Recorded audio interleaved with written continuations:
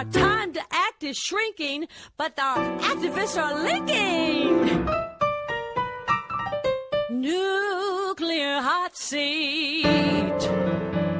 It's the bomb.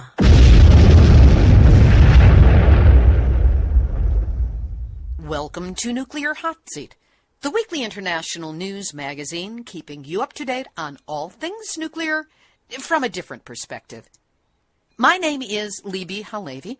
I am the producer and host, as well as a survivor of the nuclear accident at 3 Mile Island from just 1 mile away. So I know what can happen when those nuclear so-called experts get it wrong. This week, an interview with Dr. Ian Fairlie, a British scientist and researcher, who explains that how radiation is measured matters.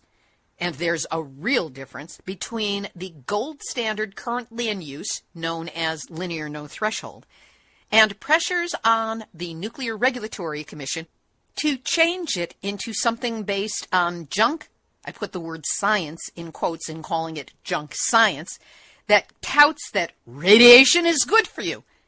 Well, it's not. And Ian Fairlie helps you understand and get it right. Then we talk with Eiji Oguma, a Japanese professor of sociology and history who made the film Tell the Prime Minister about Japan's anti-nuclear movement. In large part, he did so by editing together YouTube videos he had permission to use and joined them with interviews he conducted, including with one of the prime ministers. Plus, everybody's favorite numbnuts of the week for outstanding nuclear boneheadedness, the nuclear reactor duck and cover report on what's gone wrong this week with those aging rust buckets, and more honest nuclear information than anyone I walk my dog with wants to hear from me ever again. I know I try, I just can't help myself. All of this coming up in just a few moments. Today is Tuesday, October 18, 2016, and here's the week's nuclear news from a different perspective. In Japan, a man labeled a nuclear skeptic, meaning a person inclined to question or doubt all accepted opinions, has won the race to govern the Japanese prefecture with the biggest nuclear power facility. Ryuichi Yoneyama, a 49-year-old doctor who has never held public office, beat a former construction ministry official supported by Prime Minister Shinzo Abe's ruling coalition to become governor of Niigata Prefecture, home of TEPCO's Kashiwazaki Kariwa nuclear power plant. Mr. Yoneyama said, "I will not allow a restart under the current circumstances, as I couldn't guarantee your life and your standards of living." Hooyah!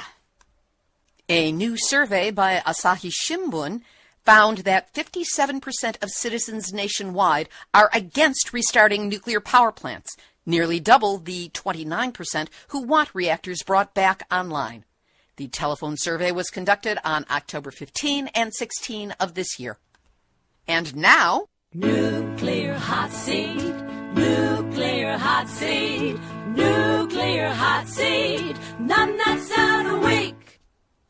Tokyo Electric Power Company, operators of the nuclear power reactors that were destroyed in the Fukushima disaster 5 years ago, has asked Japan's government for help in avoiding the risk of the utility going bankrupt should there be a sharp rise in the full estimated cleanup costs. First of all, should there be an increase in estimated cleanup costs? There are always going to be increases in nuclear costs. That's what nuclear is about. They keep pushing the price up and up and up, and we keep stuffing them the money a little at a time and actually a lot at a time. And it doesn't matter whether the rising cost is sharp or dull. It always increases, like that pot of cold water that the frogs are in, and before you know it, they are boiling in a pot of frog soup. Now, TEPCO's president says that they're not seeking a bailout. They just want to avoid bankruptcy. In other words, give us the money. Japanese taxpayer money out of the government. The Mainichi newspaper said on Wednesday, October 12th, that Japan's utilities lobby expects that cleanup and compensation costs from the Fukushima disaster will overshoot previous estimates by 8.1 trillion yen, or $79 billion American. But that's just the current estimate because, in another couple of years, they're going to be asking for even more, and it will never end. And that's why Tokyo Electric Power and every organization and institution that enables your ongoing nuclear dysfunction, you are this week's Nuclear Hot Seat, none that's out of the week. According to a report from super activist Un Renard, a.k.a. Hervé Courtois, in Japan, the 7-Eleven mini markets in Japan are selling Fukushima rice mixed with other rices to lower the contamination measuring and to facilitate its sale.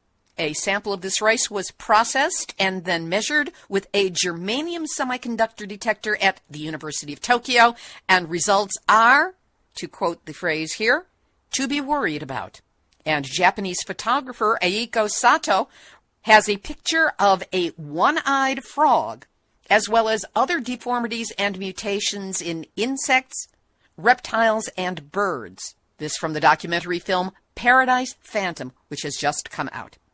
In the U.S., the Waste Isolation Pilot Plant, or WIPP site, near Carlsbad, New Mexico, has had 3 collapses of its underground ceiling in the last month.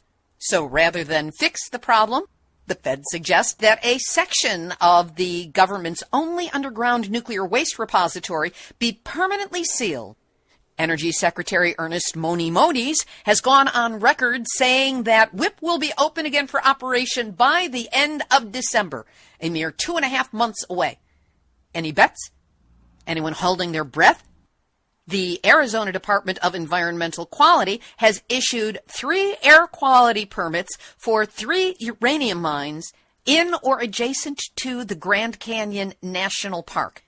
And at the Indian Point reactors in New York, after the September 30th oil spill, a visual inspection revealed rusted and broken containment systems in and along the discharge canal, which suggests that the infrastructure at Indian Point may be inadequate to prevent contaminant releases into the Hudson River.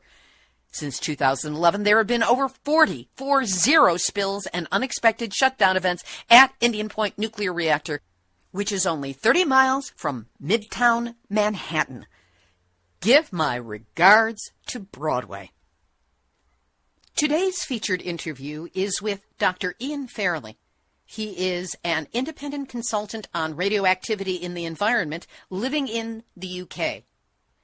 Ian has studied radiation and radioactivity since the Chernobyl accident in 1986.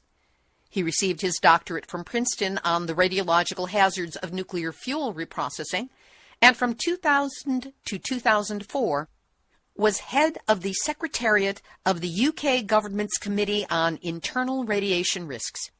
He has been a consultant on radiation matters to the European Parliament, local and regional governments, environmental NGOs, and private individuals. Dr. Fairlie joined me via Skype from his home in London. This interview was originally recorded for Nuclear Hot Seat number 217 on August 18, 2015. Dr. Ian Fairlie is an independent consultant on radioactivity in the environment living in London, UK. He has studied radiation and radioactivity since the Chernobyl accident in 1986. He received his doctorate from Princeton on the radiological hazards of nuclear fuel reprocessing, and from 2000 to 2004 was head of the Secretariat of the UK government's CERRIE Committee on Internal Radiation Risks. He has been a consultant on radiation matters to the European Parliament, local and regional governments, environmental NGOs, and private individuals. He's also been a guest several times on Nuclear Hot Seat, and we welcome him always. He joined me via a less-than-cooperative Skype from his home in London. Ian Fairlie, it is always a pleasure to have you here on Nuclear Hot Seat. It's my pleasure too, Libbe. Let's start out with the basics. Explain to the listeners what the linear no threshold model is for determining radiation's impact and effect on us. Yeah, what it means is that as you reduce the radiation dose by a factor of 2, then the results, the effects will be reduced by a factor of 2. In other words, as you go down, the relationship between dose and effect is linear. It doesn't go up and down like a yo-yo. It's straightforwardly linear, straight line. That's the first part of the LNT. The second part of the linear no threshold is the fact that there is no safe threshold. In other words, no matter how low you go, there's a little risk. The only safe dose is 0. The reason why there's so much argument and exchange of views about the linear no threshold is that as you go down lower and lower and lower and lower, people think, well, there must be a safe level, but there isn't. It means that you're always going to have an effect. And the fact that there is no safe level upsets a lot of people. It really does. Let me give you an example of what I mean by low doses. If you were to take, say, 1,000 people and give them each 1 millisievert of radiation, that's a small dose of radiation, we know from all of the research work that we've done that about 10 people out of those 1,000 would later die from a cancer. It would be 10 fatal cancers. But the thing is, we don't know which 10 people. All that would happen is, and this is a good way of understanding it, is that each of those 1,000 people would be given a negative lottery ticket. Now, your readers will be familiar with lottery tickets. Many of them will buy lottery tickets. And you'll get 10 tickets and you'll hope that one of them will win. Well, what happens here is that if you get a dose of radiation, then you are given a negative or unlucky lottery ticket. And your number may come up. Might not, but it might. Here's another example. Many people of our age used to smoke a long time ago. And all our friends used to smoke. Some people died from lung cancer, but other people didn't. In other words, there was a bit of a lottery here. Sometimes you got it, sometimes you didn't. It's the same with radiation. Some people are going to get it, others don't. And we don't really know why. All we can do is give you the number who will die. And radiation doses are cumulative over time. So yes. if someone gets a millisievert in a year and doesn't develop cancer, that does not preclude the millisievert they get the following year and the year after that and the year after that. Correct. Accumulating so that they have a greater impact on health. Yeah. Indeed, all of us in the world get background levels of radiation, right? And we can work out the number of people who will die from background radiation. Because it so happens that the amount of background radiation we get, say, I'm just going to talk about gamma right now, not alpha from radon, but each of us gets about a millisievert a year of background radiation. So if you live to, say, you're 90, you get 90 millisieverts of background radiation. And that does involve a risk, and people will die from it. Indeed, quite a few radiation scientists think that radiation is linked with aging. It's part of the reason why we're not immortal, why we die. The key thing is this, is that as we age, we can tell that our bodily functions, our livers, our kidneys, our skin, our brains, all deteriorate. And the reason why they deteriorate is because partly it has to do with the yearly insult of background radiation. It damages the cells. They're not able to reproduce as quickly as or as effectively as they used to. It kills cells sometimes. And the result is we age. And that's one of the reasons why we die. It's not the only reason, by the way. There are viruses, there are colds, there are infections, there are trauma, car accidents, etc. But these sort of bacterial and viral infections, they are sort of like one-offs. We get a cold, and then a week or two later, we're okay. But with background radiation, it's all the time, 24 hours a day, 365 days a year. I've had a question about background radiation for a while, and maybe you can answer this. Okay. We seem to assume that background radiation is always there and always has been as a constant. But I'm wondering if there was ever a measurement that was taken or that we can discern from before 1945 when atmospheric bombs were being blown up so that radiation levels were increased. And do we know a rate at which this background radiation has increased as we have moved through the first 70 years of the nuclear era?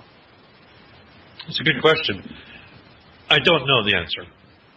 I don't know of extant evidence measuring background radiation before, say, 1945. I'd have to go back and work it out.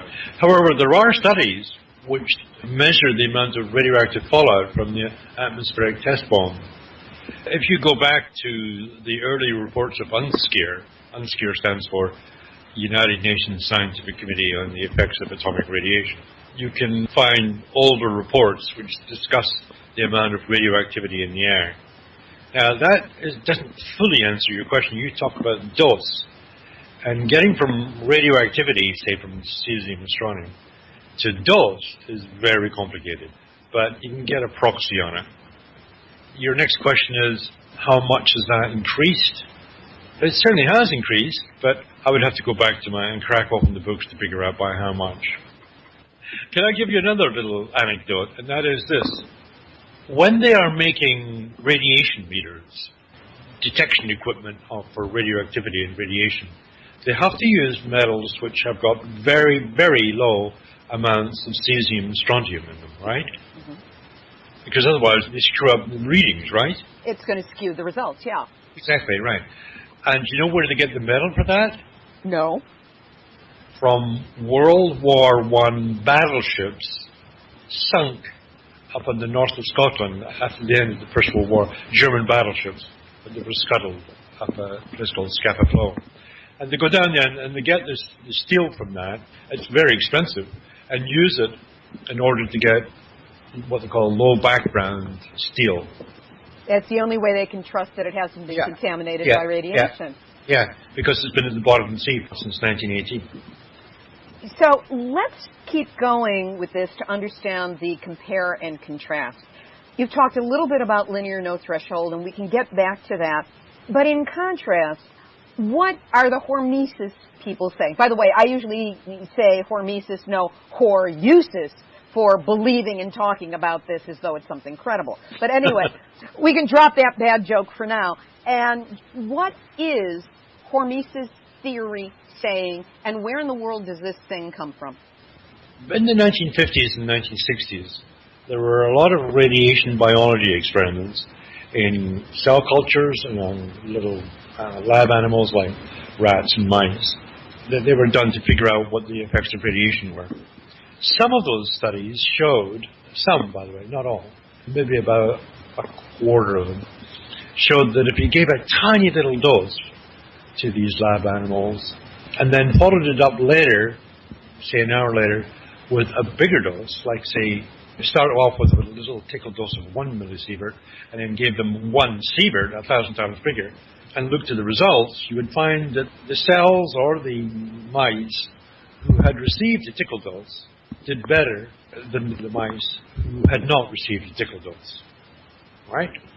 That's really obscure, but okay. It's not all that surprising. There is evidence for that in chemistry as well. But the key thing is this. It's irrelevant for radiation protection. Let me tell you why. All of us, again, it comes down to background radiation, all of us get tickle doses every day of the week, every day of the year. Does that mean that we're therefore protected from other doses of radiation coming in the future? Well, how would we tell? I mean, the point is that all of us are exposed to it. Another way of looking at it is this. We know from experience, or not from experience, actually from a lot of studies, epidemiological studies, that background radiation itself is harmful.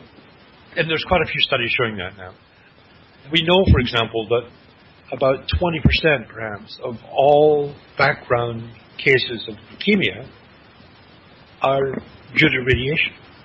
Some people think it may be even all background cases of leukemia. Leukemia occurs in children naturally. There's a natural occurrence rate. And some scientists think that part or all of those is due to background radiation. So that knocks this whole theory of radiation being good for you right on its head. It just makes a nonsense of it. Here's another example. Most people don't get big doses of radiation, okay?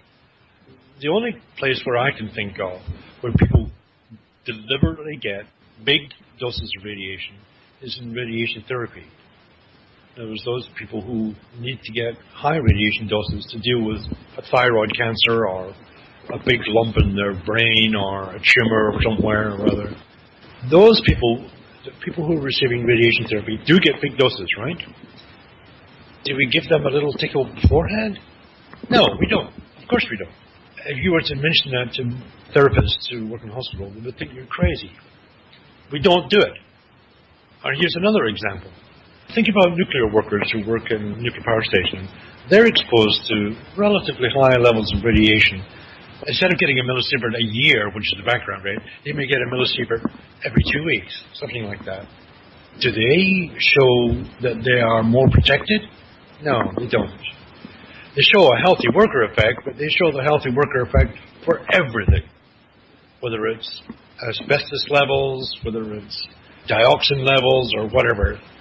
Ordinary workers are a cut above the frail people who are old or the sensitive people who are young. So, apart from the healthy worker effect, no. So, there isn't a lot of evidence or helpful anecdotes or experience which shows us that Hormesis is a useful concept in radiation protection. In fact, it's the other way around. Many official studies have shown that it doesn't have any relevance whatsoever for radiation protection. Then what do you believe led the Nuclear Regulatory Commission to take these 3 petitions so seriously that they now have them up for public comment, and it looks like they are seriously considering replacing linear no threshold with Hormesis as the standard for evaluating dangers of radiation exposure? Well, I don't know the answer to that. I've mentioned in the paper that I wrote that it's clear that the NRC must have some sort of discretion to discard frivolous or mischievous or time-wasting petitions. And it's a bit worrying that they have taken these 3 petitions on board. I don't think it's much use to speculate why they accepted it. What is the danger, then, of the NRC taking these petitions seriously enough to put them up for comment? Well, the dangers are that they may take it seriously and act on it. I hope they don't, but you never know. There are a few things on our side, though, and I hope your listeners will take heart of this. In my report, I've listed about half a dozen or so United States official bodies which appear to me to be highly questioning of this nonsense about Hormesis. Put it this way, a number of their scientists have engaged in studies which show that the LNT is the appropriate model to use. And these are big bodies like, for example, the Centers for Disease Control down in Atlanta, Georgia. There's the NIOSH, the National Institute for Occupational Safety and Health. There's the United States Department of Energy. There's the United States Environmental Protection Agency. They're listed in the report that I made. These are heavyweight organizations. They've got good scientists working on them. They're not compromised like the NRC. And I'm very much hoping that the NRC will listen to what they have to say. The problem with the NRC, and I say this with the best will in the world, is that they have a very bad track record when it comes to regulating the nuclear industry. Indeed, a number of environmental groups think that instead of regulating the industry, they're basically a promotion outfit. They're the biggest fan club for the nuclear industry. You get no argument here. I don't like saying that, but there's a lot of evidence suggesting that the NRC is very, very badly captured I mean, basically, the old saying is it should be a watchdog, but instead it's a lapdog. Well, that metaphor is not strong enough now. The NRC really is rootin' and tootin' for the nuclear industry. And there's a reason for it, because the American nuclear industry is in decline right now. There's about half a dozen reactors closed down. There's more scheduled to close down, because most of the reactors in the United States are past their sell-by date, and they're going to have to close down. That's basically a certificate for the NRC saying, right, you're going to go as well. And they're fighting for job protection, basically. Well, that's not good enough. That might be all very well for the staffers of the NRC, but it's not good for us. It's not good for people or the environment, which is their slogan about who they're supposed to be protecting.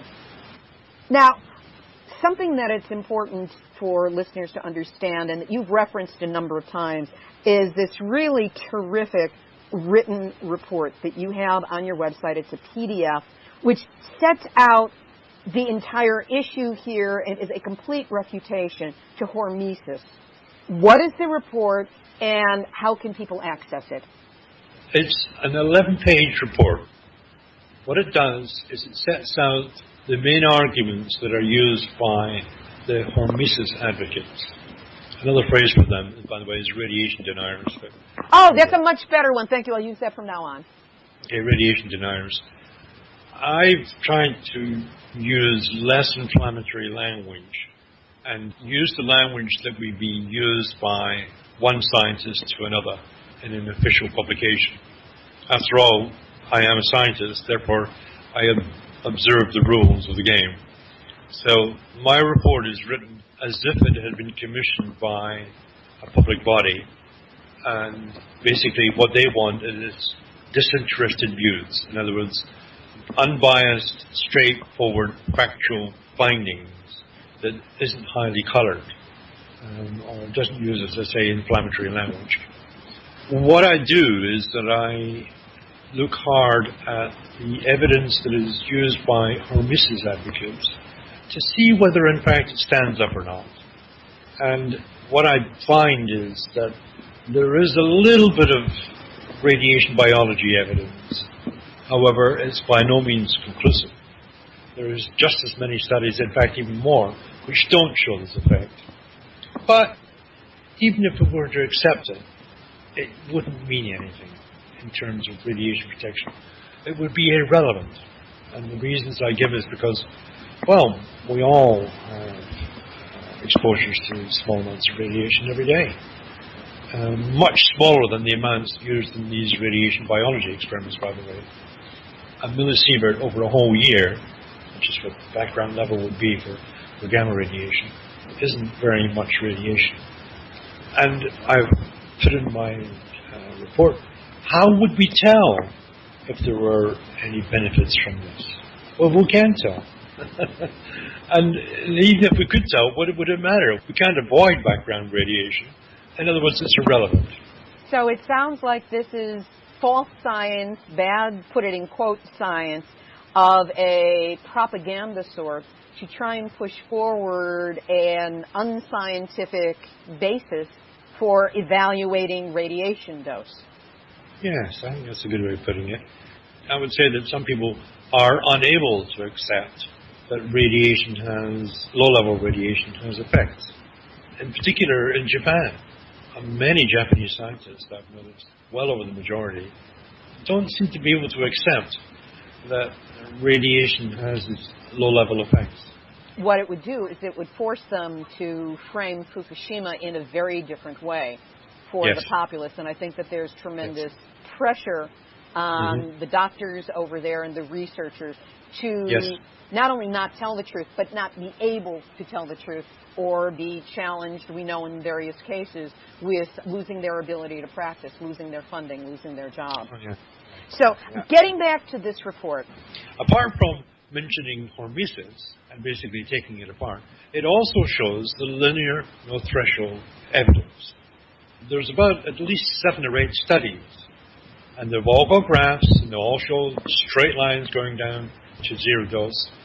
And these studies are, for example, from radiation workers at Chernobyl, There are people who've been exposed, radiation therapists in Canada and the United States, nuclear workers in Britain, people who receive radon exposures in Norway and Sweden, and also background radiation too. That's another thing.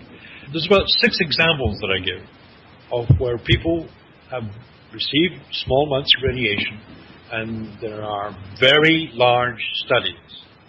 In other words, these studies cannot be refuted because of uncertainty.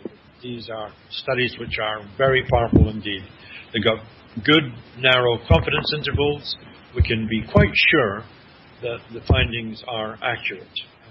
In other words, I would say that the evidence is incontrovertible, that the relationship between dose and risk is linear, and it goes all the way down to 0. To access this report, where would they go and what would they have to click on? My website is www.ianfairlie.org. And by the way, Ian Fairlie is spelled as follows: IANFAIRLIE.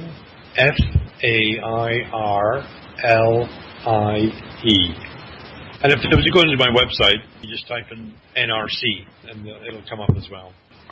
Ian Fairlie, as always, it's a joy to have you here, and thank you so much for being my guest this week on Nuclear Hot Seat. Again, it's my pleasure, Libbe. All the best for now. That was Dr. Ian Fairlie. His report on hormesis, what's wrong with it from a scientific analysis, and why it must not be used as a basis for determining radiation health risks, is available on his website, ianfairlie.org, and we'll also have a link to it up on our website, nuclearhotseat.com, under this episode, number 278. I just want to take a moment to express my appreciation for those of you who do what I call the Starbucks donation to Nuclear Hot Seat, the equivalent of a cup of coffee with a tip to the barista. Have I told you just one of the things that this kind of donation goes for? In social media, reaching out to people who might be interested in what you're doing is hard if you don't already know them or know people that they know. But for just $1 a day, I can boost a Nuclear Hot Seat post to hundreds of people who wouldn't otherwise know about the show. Even better, I can pre-select for age range, gender, location on the planet, and their interests. I'm being coached on how to do this by a genuine social media expert who is donating his time in order to steer me right on it. What's exciting is that the results are starting to show up in greater reach for the show. So if you would like to sponsor a week of social media boosts, send a donation of $5 or more if you're inspired to do so. I won't stop you. And you can donate by going to the website at nuclearhotseat.com and clicking on the big red donate button. PayPal, debit or credit cards, all of that is accepted. And if you prefer to donate by check, we can make arrangements for that too. Be this a one-time boost to the show or something you take on a monthly basis, whatever you can do to help support the work of Nuclear Hot Seat, merci, gracias, grazie, toda roba, and thank you. Eiji Oguma made the film Tell the Prime Minister, which I found deeply moving as it portrays through YouTube video excerpts what the first days, weeks, and months were like after the March 11, 2011 earthquake and tsunami began the Fukushima nuclear disaster. Oguma is a professor at the Faculty of Policy Management in Keio University in Tokyo. His socio-historical work covers national identity, colonial policy, democratic thinking after World War II, and the Japanese student movement in 1968. He has received 7 prizes for his publications and 1 prize for filmmaking in Japan. Oguma participated in and researched the anti-nuclear movement after the Fukushima accident in 2011, and this is what led him to directing Tell the Prime Minister. I spoke with him from his home in Tokyo via Skype. Eiji Oguma, welcome to Nuclear Hot Seat. Thank you. It's my pleasure, yeah. You are an historian and a sociologist. What is your background and what are your areas of expertise? Mainly, I wrote about the modern Japanese history, national identity building, and colonial policy, and social movement, and post-democracy thoughts in post-Second World War in Japan. And my works was a mixture of sociology and history. Where were you on March 11 of 2011 when the Great Tohoku earthquake happened and the tsunami followed? I was in my residence. When I felt the earthquake, I was freezed and my laptop was broken, fall on shelf. Where was your home located? Center of Tokyo. And how soon after the earthquake and tsunami did you become aware that there was a problem with the nuclear reactors at Fukushima? Yeah, I and my wife and my daughter didn't know that. However, in the TV news in the dinner time, screened what kind of the problem had happened in nuclear plants. That was first news for us. And did it make a deep impact on you at that time? I know something on nuclear energy issues, partly because I have studied physics in my student years, and I have experience to participate in the anti-nuclear energy movement right after Chernobyl incident, so that I knew something on nuclear energy problem, so that I felt strong fear. How long after the earthquake and tsunami started the Fukushima disaster did you become aware of the anti-nuclear movement and start thinking about perhaps making a film about it? Right after the disaster, I evacuated from Tokyo with my 5-year-old daughter to Kyoto, and I spent 3 weeks in my friend's residence in Kyoto with my 5-year-old daughter. However, I had to go back to Tokyo because I needed to talk with my wife what we should do. In other words, shall we quit our job in Tokyo or not? That was a very serious problem. However, from internet, I got information. A group will organize anti-nuclear rally, so that I decided to attend that. After attending the rally, I thought to myself, I was amazed. That was totally different from traditional movement in Japan. So that I decided to make research and observe and participate. And I have published a paper and a book in 2013. It was social background of the participants and the activists and what was the process and so on. However, I couldn't write about atmosphere of the rallies and also their faces and the tone of the voices, and so that I decided to make film to record their faces and voices in 2014. So there was a book first. What's the title of the book? That was a Japanese book. We will translate the title of the book, The People Who Try to Stop Nuclear Energy. In Japanese book, I published my paper, which examined a social background of the activists and their nature of the groups and how they mobilize the people and impact of the political decision in English also. The title of the English article is A New Wave Against the Rock. A New Wave Against the Rock? Rock is a kind of the old system, and a new wave rising against the rock. You clearly state that you do not consider yourself a filmmaker. You never planned to make a film. Was it just your desire to put the faces to the story and put the emotion into the story that got you started? Partly, I decided to make the film because Japanese mass media actually didn't cover the movement. Many of the Japanese people and most of the people in the world don't know much about the movement. And I thought that the movement was a very huge movement. 200,000 people gathered in front of the Prime Minister's office, and finally anonymous activists succeeded to meet with Prime Minister. And that was the title of the film, Tell the Prime Minister. I'm a historian, so that I felt that was my mission to record historical events. How and when did you get started on the film? How did you decide to proceed with this?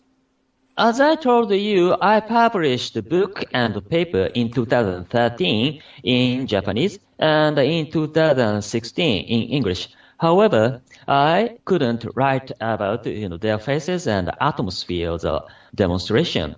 And I stayed in Mexico as a visiting professor in January to March in 2014.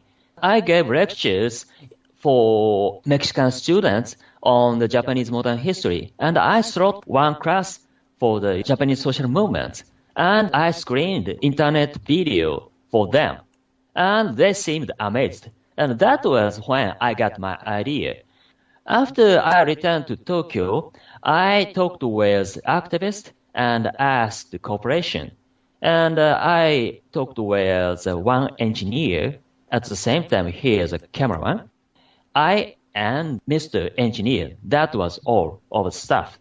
And I collected internet footages and I interviewed, including Prime Minister at the time and a young CEO, entrepreneur, and hospital worker, and anarchist, and Dutch business person, female, and female illustrator who became the leader of the movement, and a young shop clerk female who didn't have any experience to participate in social movements. And fourth female was Fukushima evacuee, who lived at less than 1 mile from Fukushima power plant. And so that I edited all of the interviews and internet footage into a film. Actually, I didn't have any experience to make the film, but I was a historian. I'm a historian, so that I have accustomed to, collect historical discourses from the documents and edited into the work or paper. Such a kind of experience contributed to make film. And also, I'm a sociologist, so that I selected 8 interviews very carefully to reflect diversity of Japanese society, from prime minister to anarchist, from Dutch person to Fukushima evacuee, and from young CEO to shop clerk. That is the basic composition of my film. What were you looking for in the YouTube videos? Because there are so many of them up there, and I read somewhere that you watched hours upon hours of video. What were you looking for? What captured your attention and made you want to include that material in the film? Actually, I participated most of the demonstration and the rally which recorded in the film. So that I watched many of the internet video in the same time, parallel, and by participation. So that I knew already which footage should be here and which footage would be here in internet.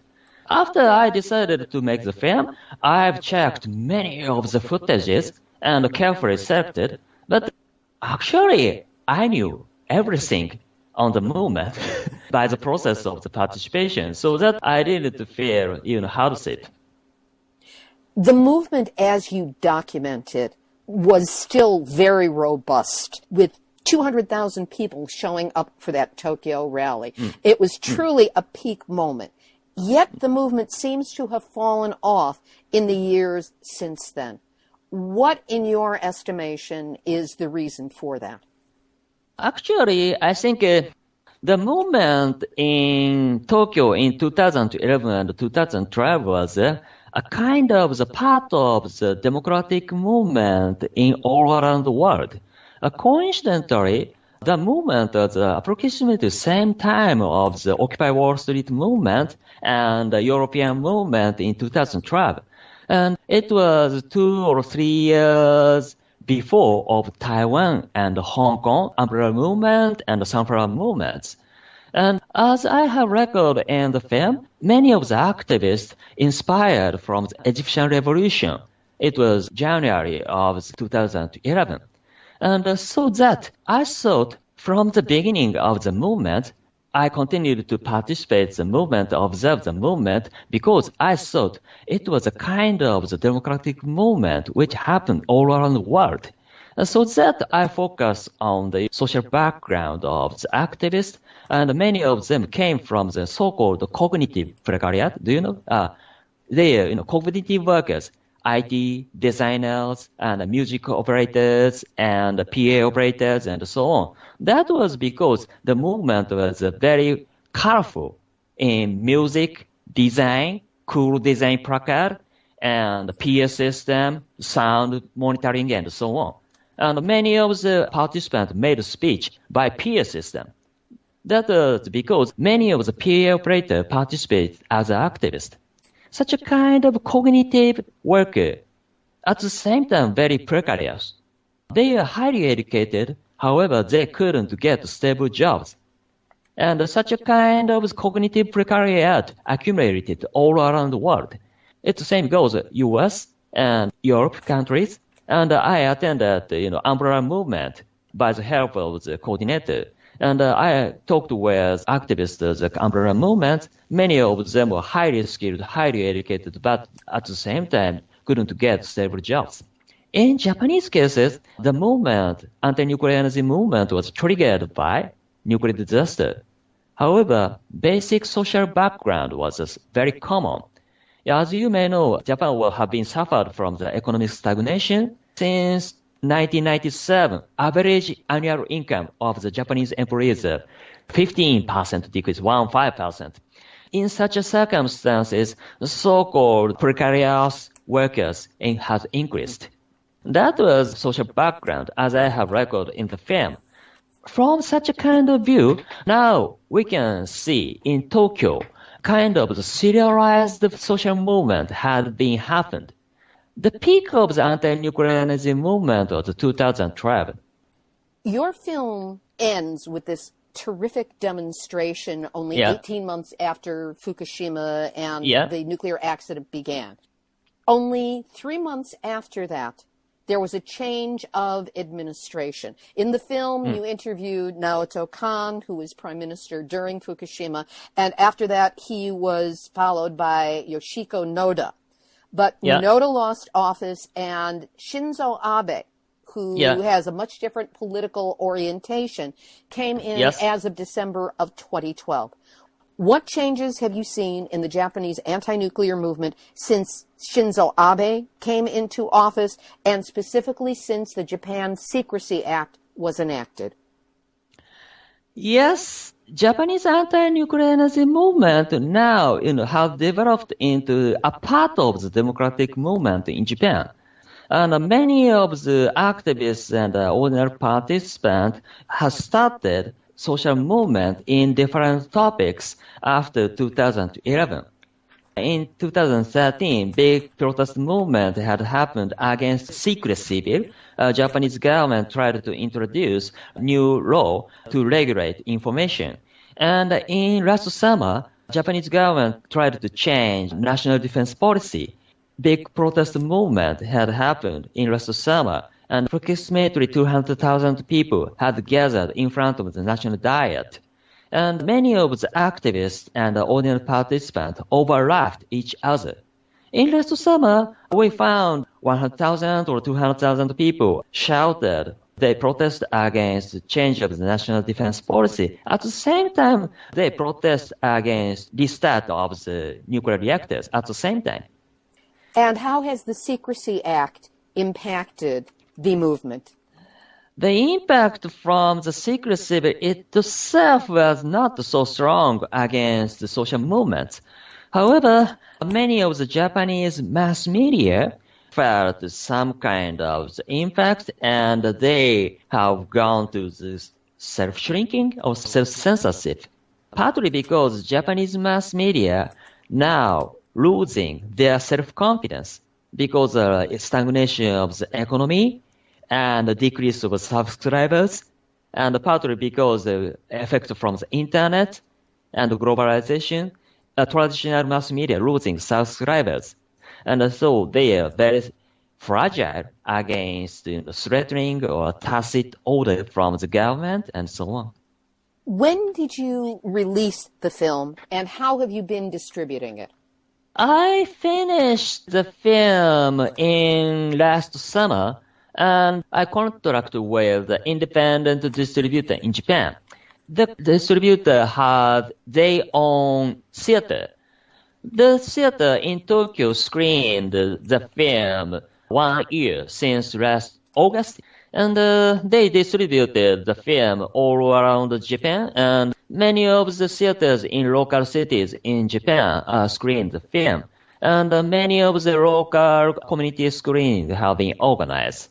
And I tripped to European countries in this February and March because I stayed in Berlin as a visiting professor in this February and March, and I visited 16 cities in European countries.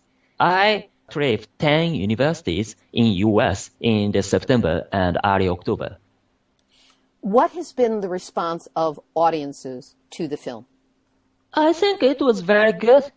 Basically, many of the audience, including professors and researchers on Japanese contemporary situation, didn't know much about anti-nuclear energy in Japan. Many of them seemed surprised. They found landscape of the 200,000 people gathered in front of the National Diet and Prime Minister's office. Many of them praised the film because it described very actively development of the anti-nuclear energy movement in Japan. I made the film very upbeat note, so that welcomed, I guess. The listeners to Nuclear Hot Seat would be very motivated to view this film. If they wanted to, how can they purchase a copy or arrange for a screening? If you would Google by the title of the film, Tell the Prime Minister, you can find the official website. You should select the tab of the contact. If you would send email to the distributor, they would distribute film screening materials. And saying about community, small community screening in foreign countries, distributor or I myself provide Vimeo link to watch the film for the small community screening. Now I'm talking, with publishing company in Japan. They will publish book with DVD in next year. Eiji Oguma, we wish you every success with the film, and I want to thank you for being my guest this week on Nuclear Hot Seat. Well, thank you. Sociology and history professor and now filmmaker Eiji Ogawa. We'll have a link to his site and information about how you can secure a screening of Tell the Prime Minister. You know where it will be, nuclearhotseat.com, under this episode, number 278. Activist shout out! I get great support and ideas from listeners. One in particular really got me in the last week. Steve Moyer is a longtime listener, and he sent me a languaging suggestion. You know how I am about languaging. And that is to refer to the nuclear generation of power as atomic fracking. From my perspective, that's not a bad idea, because in the chain reaction, the atom gets fractured, the results are difficult to control, unstable material of a destructive nature is released, and sometimes fracking has actually been done using radioactive nuclear waste mixed with cement or mixed in the water. So, atomic fracking. As a phrase, it's possible. What do you think of it?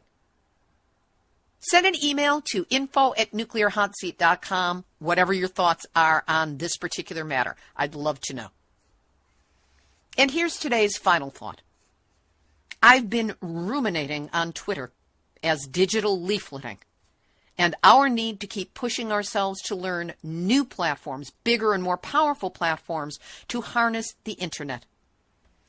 having attended 4 separate workshops on social media platforms and what they can do while I was at the Excellence in Journalism conference in September, I can tell you that if you have a Facebook account and a Twitter account, that's great, and that's just getting started, because there are things we can do with these. There are tools available that can give us more communications power than any of us can currently imagine, and also ways that plug directly in with how the media is gathering its news. I saw demonstrations of platforms that could show you in real time where tweets were trending from any location in the world.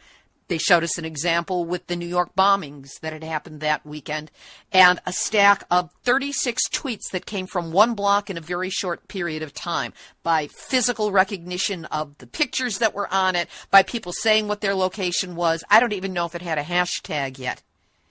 In that way, someone in the media, say CNN, could just pop through, click on whoever that person was, tweet to them, or find their cell phone number somehow, and ask them if they can be interviewed about what they are witnessing in that movement. Really powerful. There's another platform I saw that would give you access to all tweets within a stated radius, and you get to say how wide it is, of an address or a zip code. Imagine having every tweet in the radius of, say, a nuclear reactor or a state house. These are pieces that are already in play in the media, and I'm sure by law enforcement and the NSA and all the rest. But we can potentially have access to it to be able to use for our ends. So I'm thinking of putting together a training, maybe a series of them specifically for activists who want to better know how to position themselves so the media actually pays attention to what we're saying. It's another set of tools for our toolbox, along with the truth, our big hearts, and this indomitable need we have to not let the world go down in radioactive flames without you and me and all the others in this movement doing whatever we can do to stop it. I don't know if I will do it as a nuclear hot seat or as a side event, but there's info to share. We've got to know how to use it to our advantage, and I'm obviously the messenger in this. Details will follow. This has been Nuclear Hot Seat for Tuesday, October 18, 2016.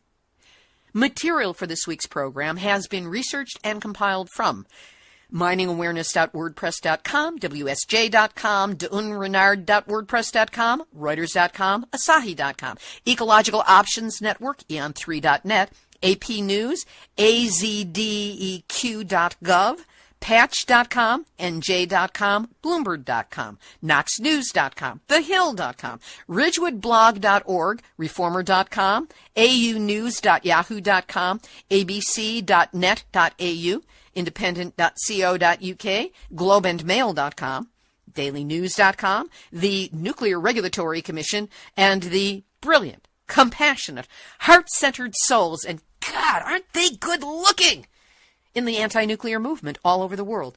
Those people who gather at the Nuclear Hot Seat site on Facebook, which you are all invited to come to join us, to like us, and share your posts about nuclear with your friends and family. Theme music written by me, sung by Marilee Weber, accompaniment by John Barnard, recorded at Winslow Court Studio in Hollywood. If you've got a story lead, a hot tip, or a suggestion of someone to interview, send an email to info@nuclearhotseat.com. We are copyright 2016, Libbe, HaLevy, and Hardistry Communications. All rights reserved, but fair use allowed as long as proper attribution is provided. This is Libbe HaLevy of Hardistry Communications, the heart of the art of communicating, reminding you that the last thing any anti-nuclear activist wants to be able to say is, "I told you so." That's because we have all had our nuclear wake-up call. So do not go back to sleep, because we are all in the nuclear hot seat. Nuclear Nuclear hot seat. What are those people thinking? Nuclear hot seat. What have those boys been drinking? Nuclear hot seat. The corium is sinking. Our time to act is shrinking, but our activists are linking.